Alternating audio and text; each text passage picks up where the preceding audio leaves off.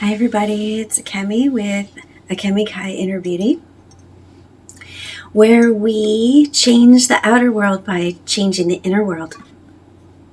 I like to talk about law of assumption and inner work. Today I want to give you some examples, live examples, on how to do this work in real time. So if you search law of assumption on TikTok or Instagram or YouTube, you may see some like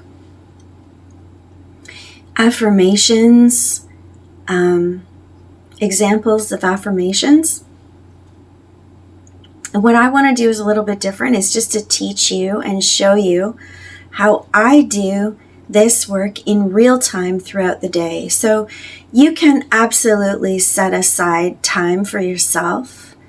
And I do that, actually. I like to, as part of my self-care, one of the things I do for self-care, it's like I like to carve out like an hour of time to myself and go and lay on my couch, on my heating pad, something like that, like super relaxing, and like play like a mindless game on my phone, like Tetris blocks or something like that, where you're kind of like, you're almost like floating into a trance state because your mind, the busy part of your mind is like focused on something, but the thing that you're focused on is not very important, which frees up the other part of your mind to float, right? This is like a technique that I use. This is not part of the law of assumption, but I find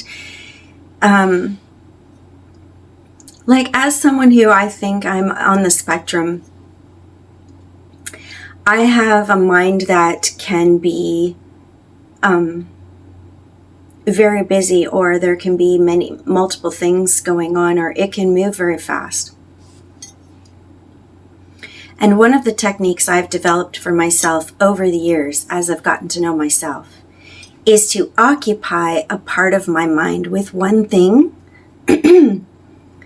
to free up the other part of my mind to float. And I do that in order to do programming, hypnotic states, trance kind of work. It works great for me. If you find that you have a similar type of brain that moves really fast, basically it moves really fast, this may work for you. If not, you don't have to use this. This is just a personal technique that I use. I find it works really well. So if I want to input things, if I want to input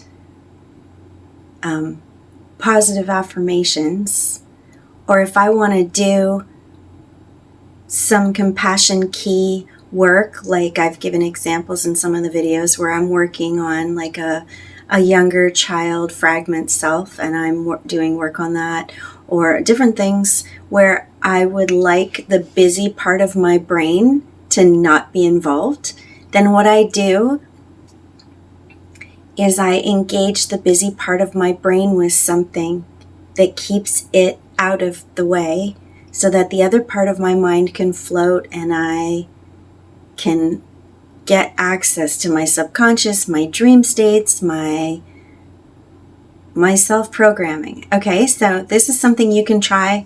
If it works for you, fantastic. If you don't need it, don't even bother with it. Okay. So once you're in a state of relaxation,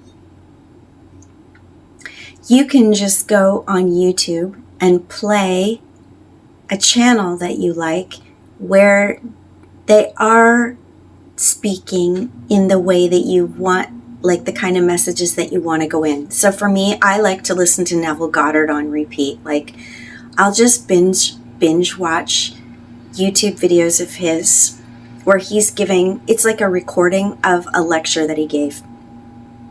And all he's doing is speaking about the positive states that you want to reprogram into yourself, right?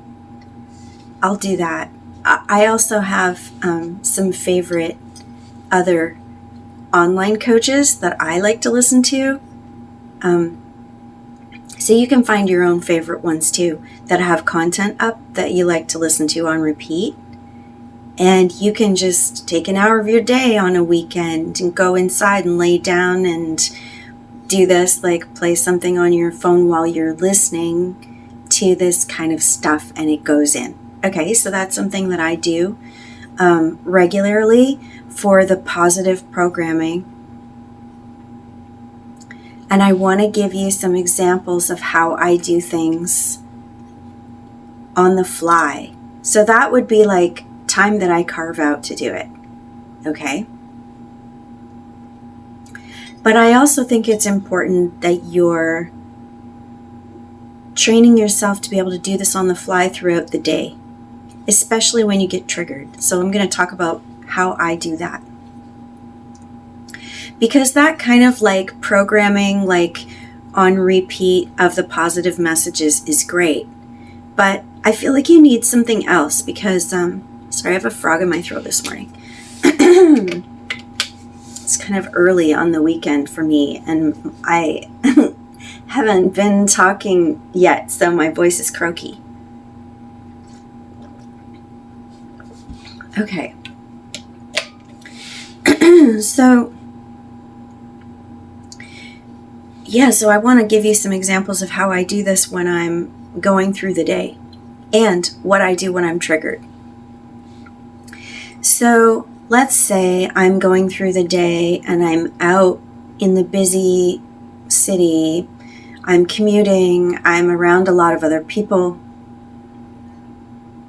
So for me, that can be like a bit challenging because being out in public and the energy of public, it's rushing really fast, right? It's kind of like you come up to the edge of a river and it's like rapids and you're trying to decide when to get in or not. And then once you get in, you're just in it, right? That's kind of how I feel like when I leave my house. Like everything that's going on out there, the pace is really fast.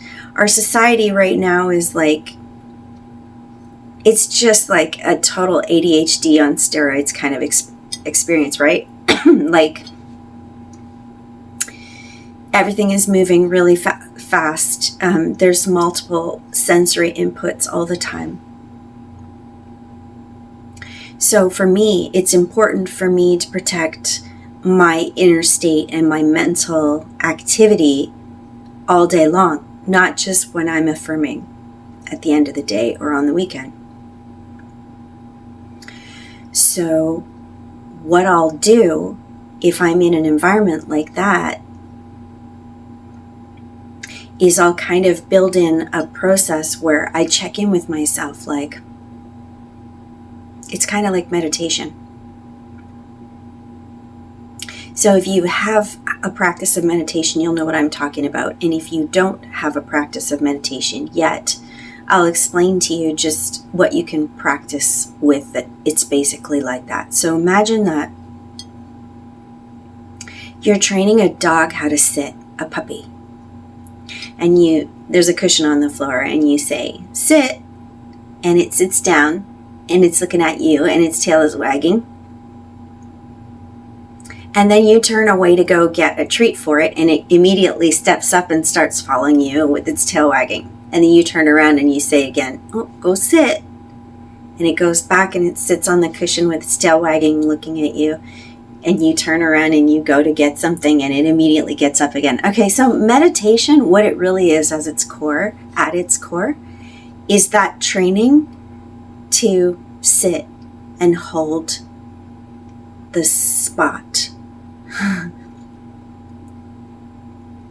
So when you first start sitting practice in meditation, you'll notice your mind wandered off, and then you're like, it might take you 20 minutes of your mind wandering off, and you realize you've been thinking about something that happened at work yesterday, or something that you have to get done, or your to-do list, or whatever, and 20 minutes could have gone by, and then you realize, oh my goodness, I was supposed to be meditating, and you come back to just being quiet and being in the present moment where you're sitting on the cushion.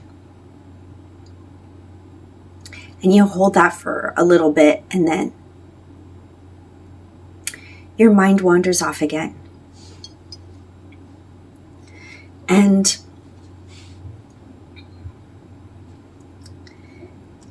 in the earliest stages of meditation, excuse me, just a second. Okay. I'm just drinking and coughing behind the scenes. I did a lot of talking yesterday and my voice is a little bit sensitive. So in the earliest stages of meditation training, when all you're learning how to do is just sit, that's really what you're practicing. Like, you're not practicing like some people think, oh, you're practicing to control your thinking and only have positive thoughts, or that's not what you're doing. You're really just you're training your mind to come back to the present moment. We don't actually practice controlling our thoughts. In fact, through years of meditation practice, you come to recognize thoughts aren't that personal. They're kind of moving through your mind all day long, and they might not even be yours. Like, it's almost like a radio that you're tuning into which channel you want to listen to. Like, literally, they're just going constantly. The mind, the brain itself, generates thoughts constantly, right? And a lot of the thoughts that we're working with are the ones that are coming up from the subconscious that are kind of background noise that you're not even so aware of. We're kind of going back to the deeper layers when we're doing inner work. But a meditation practice is really key in your life because it begins to train you over time. Through experience, you start to notice that there are various,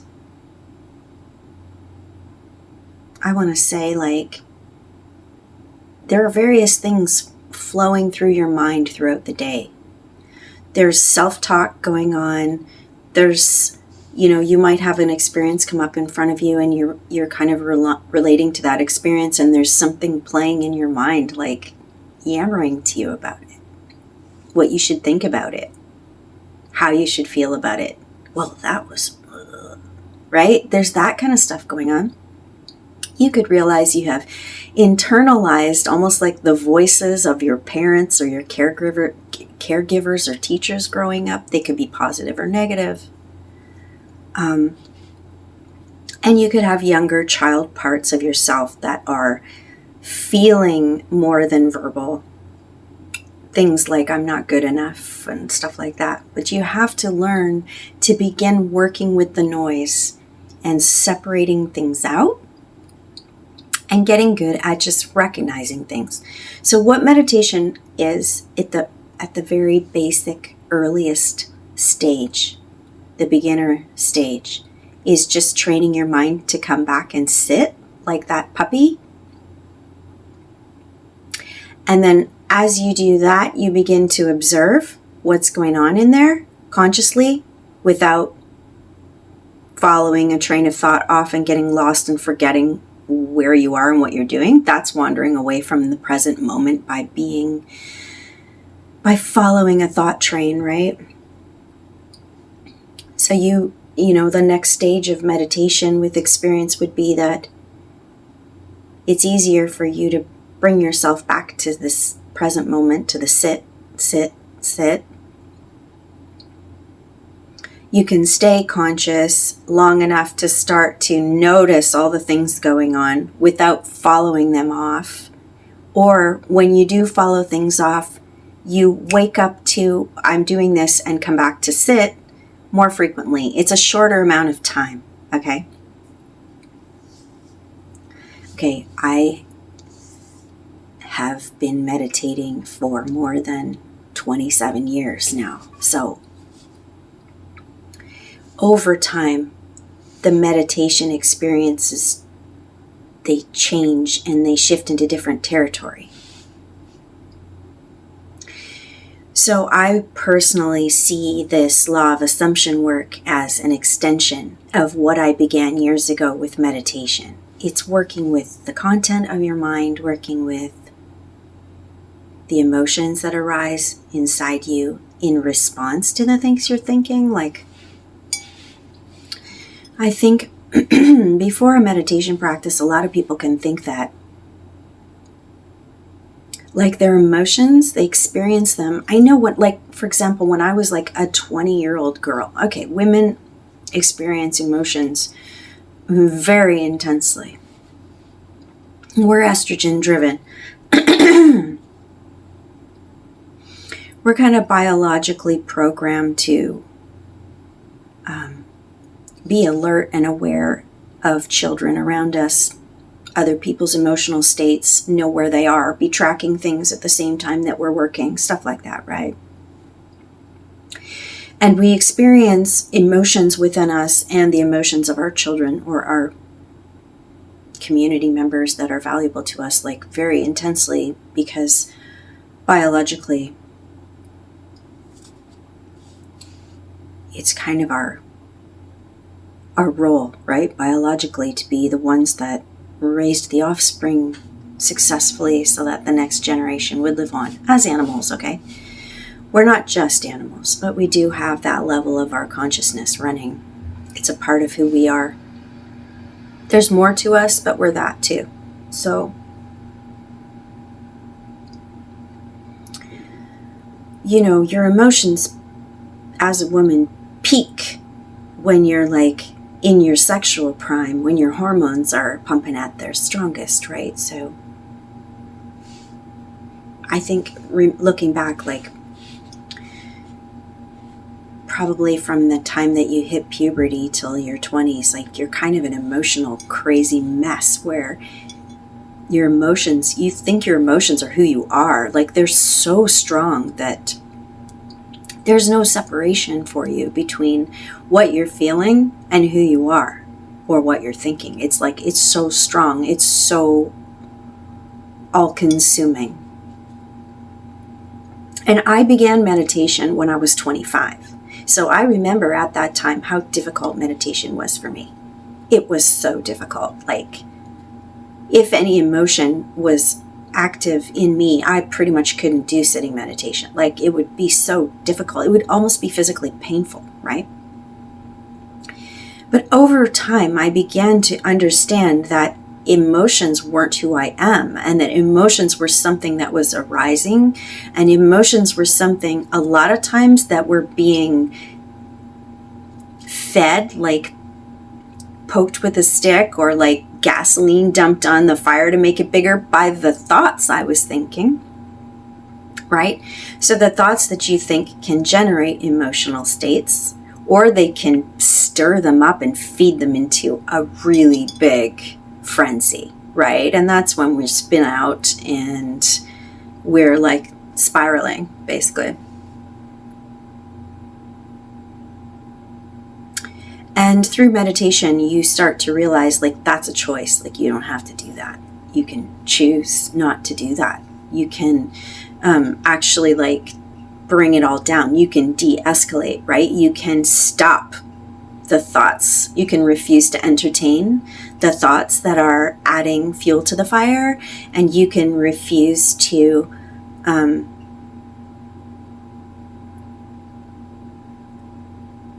allow the emotions to flare up and run out of control and take over, okay? Personally, as a female, this is a bigger part of our meditation practice than it is for men, because men are naturally run by testosterone, and they, you know, as the primordial hunters, were able to single focus and like not get carried away by emotion, because emotion would interfere with them hunting and getting food for the community, right?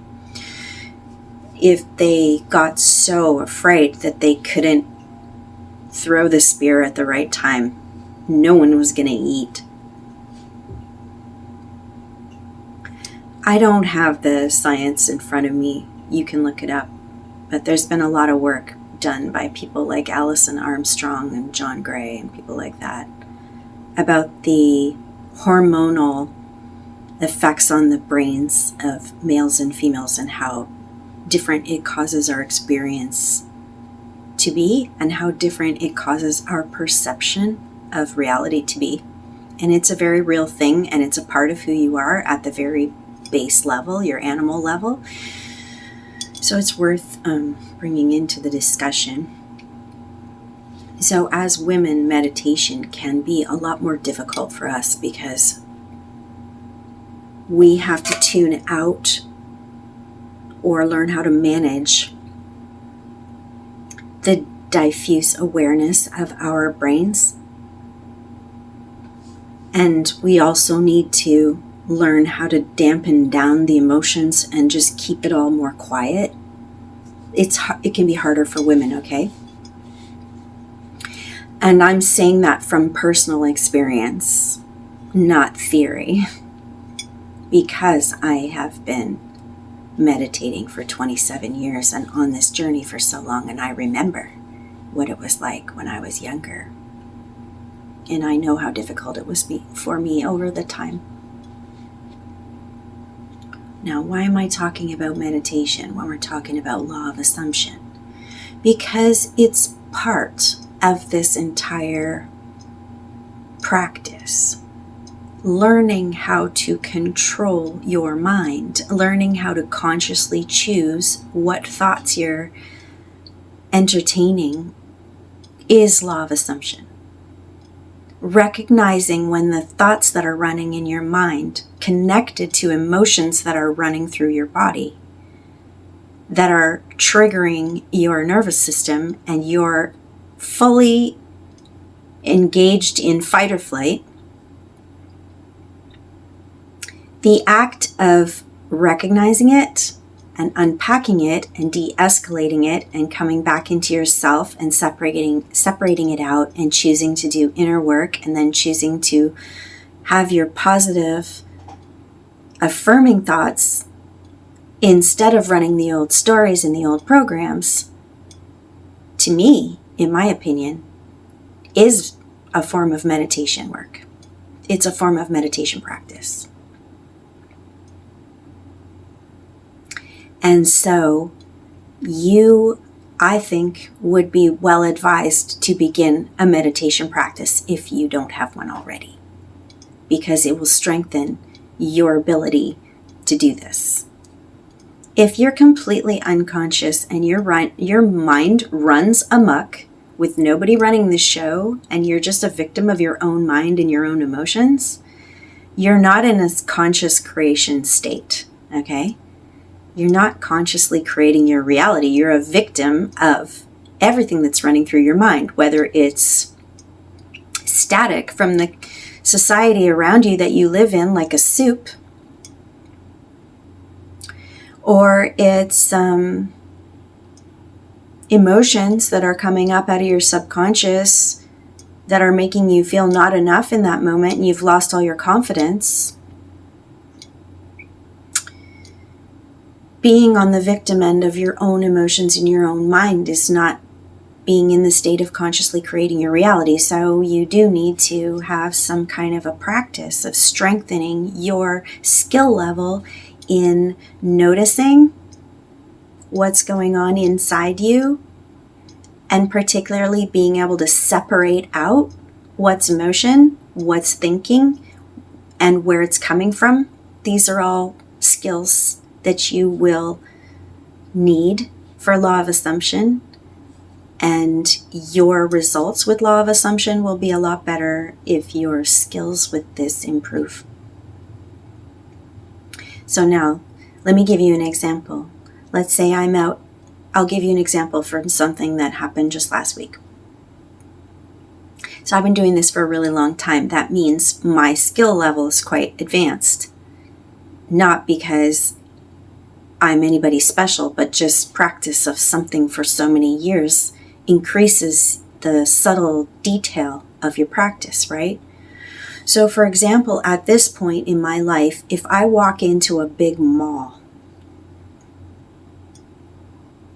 one of the things that I will become aware of is a soup that I'm in, where there is kind of like an overall conscious message playing of like dissatisfaction with self, like I'm not good enough.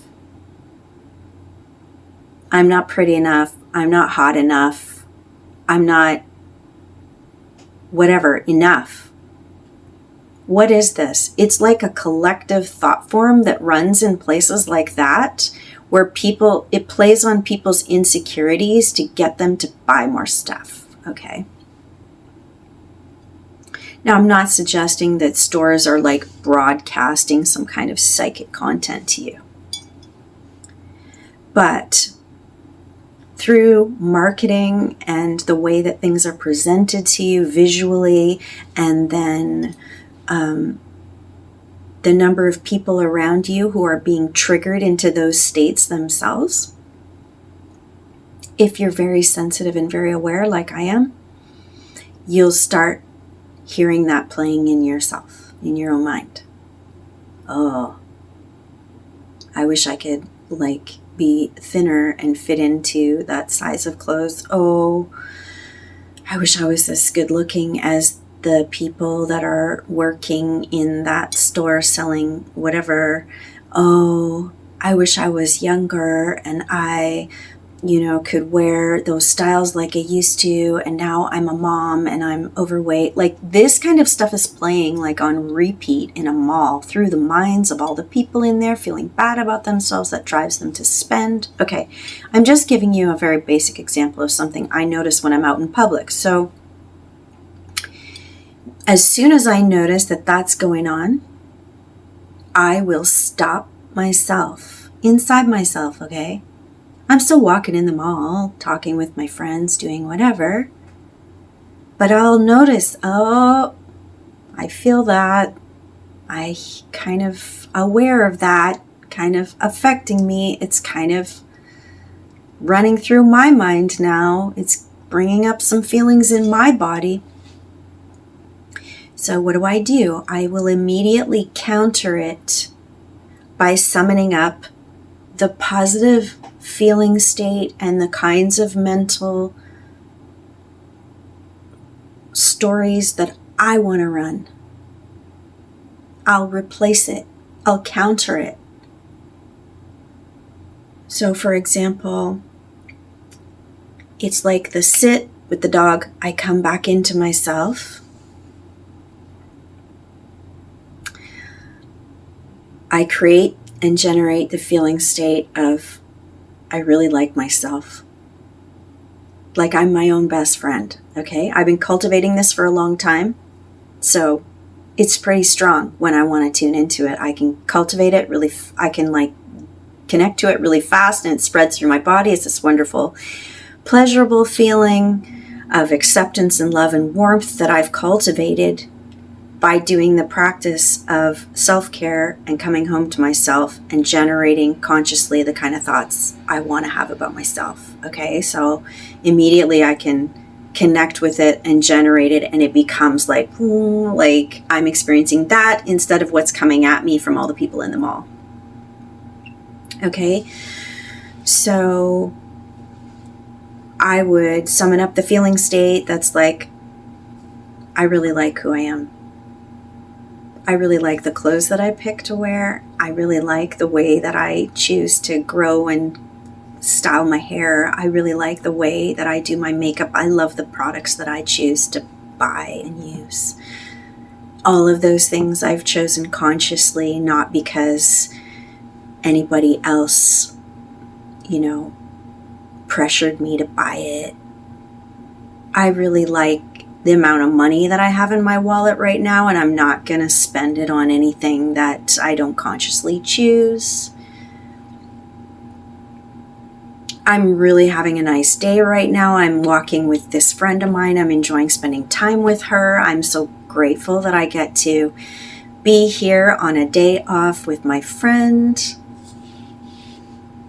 Do you see what I'm doing? I'm choosing to come home to myself and begin counteracting whatever energy is coming in at me from the 3D. I'm counteracting it with my own story.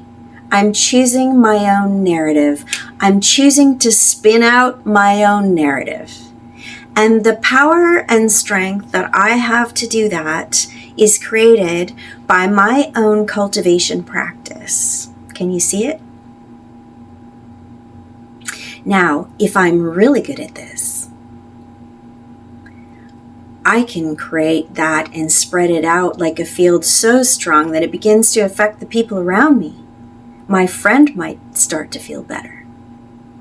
My friend walking beside me who doesn't have this practice may have been being affected by those kinds of thoughts and feelings that the 3,000 people walking around in the mall were engaging in. She may have started to feel kind of bad about herself and questioning herself, like, do I look good enough? Did I dress okay today? Did I, I don't know, start comparing herself to other people? Start comparing her style. Is my style okay? Is it good enough? Now, if I'm cultivating this, spinning out this story,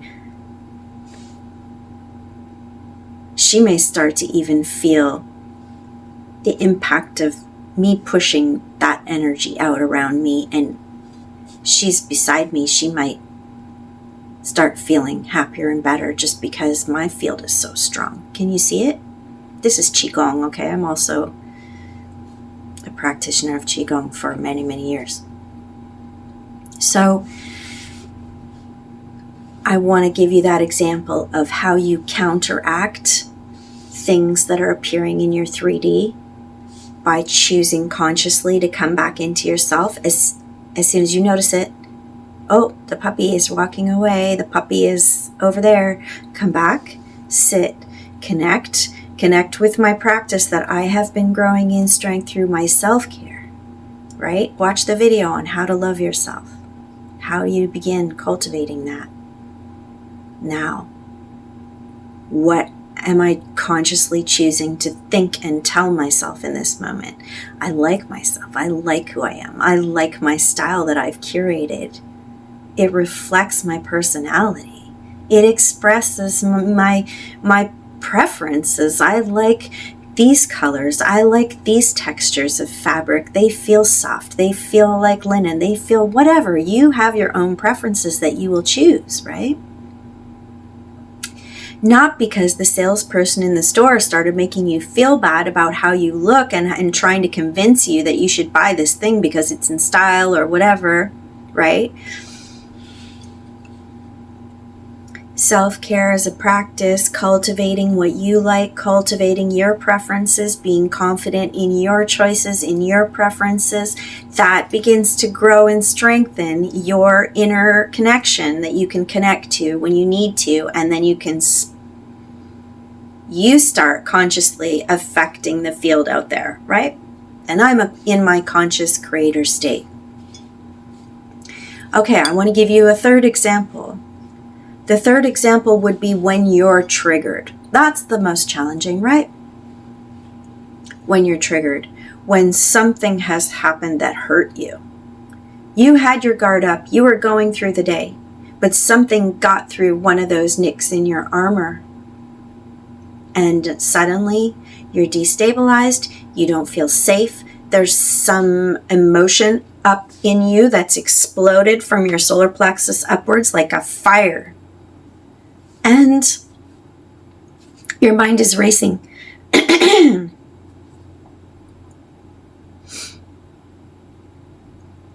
Now, my preference when I'm triggered is to get alone as quickly as possible, to be able to take care of myself and transform what's going on. However, if it happens when you're out in public and you're around someone else or you're engaged in a certain scenario, you kind of just have to do damage control until you can get out of that situation and get home to your safe private space where you can full on devote all of your focus of attention to this work, okay? So damage control would be like what I just said about the mall. You do something like that and you don't respond. Okay, you just don't respond. Just take some time. If someone has said something to you, like, you can always just say, like, I need to give that some thought and get back to you a bit later. You don't have to respond immediately to anything, and you can always excuse yourself from anything. So find a way, okay? First thing, like, don't respond. Take some time, create some space for yourself. Then come inside and do work on your own emotions and mental states and deal with whatever's going on inside you that's been triggered. So now I'm talking when you're alone and you're back home. Excuse me,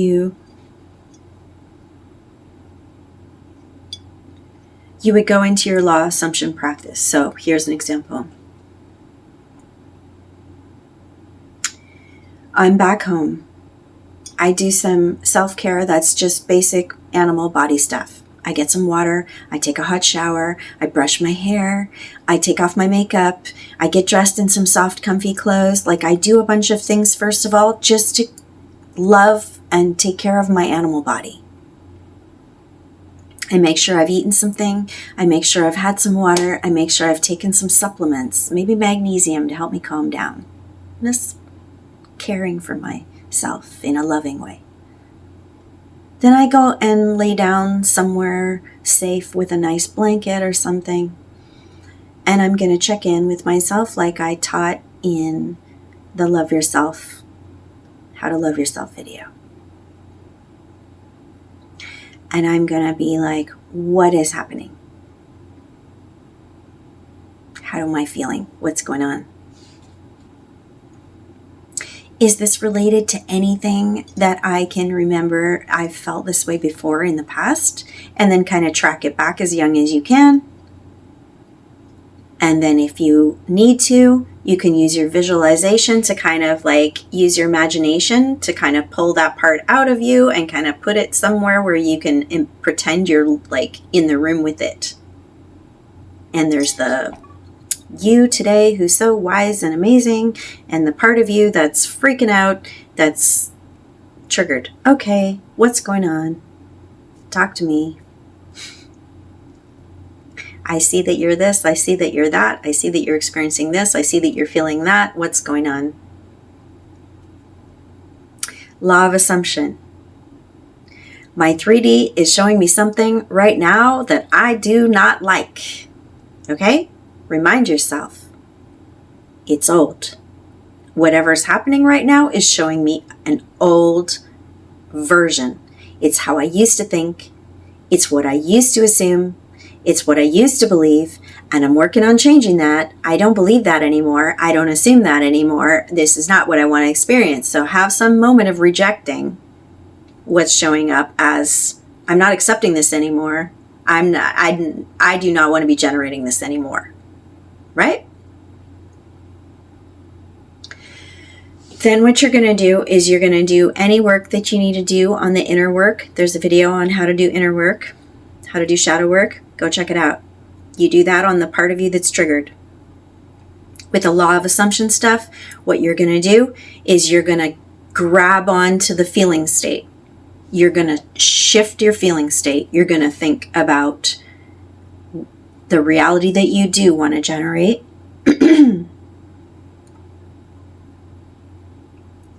And you're going to create the feeling inside you of what it would feel like to be experiencing the reality that you do want to generate. So you reject. That's just the 3D. That's old. Maybe I was wavering. Maybe I've been persisting and the 3D is just reorganizing itself and something old is popping up. Remind yourself, I'm a conscious creator. I don't accept this. This is not what I want to be experiencing. Remind yourself what you do want to be experiencing. Imagine you are experiencing what you do want to be experiencing and how that would feel. Shift your feeling from the triggered state into how it would feel to be experiencing what you want to be experiencing, and then hold it. Persist in it. Spend 10 minutes holding it. Then have a nap. Go to sleep. Let it go. Okay? Those are 3 very powerful practices for how to deal with varying levels of things showing up in your reality, how to transmute it in the moment. Okay, if you have questions, you can make a comment, and also let me know if you do it, how it works for you.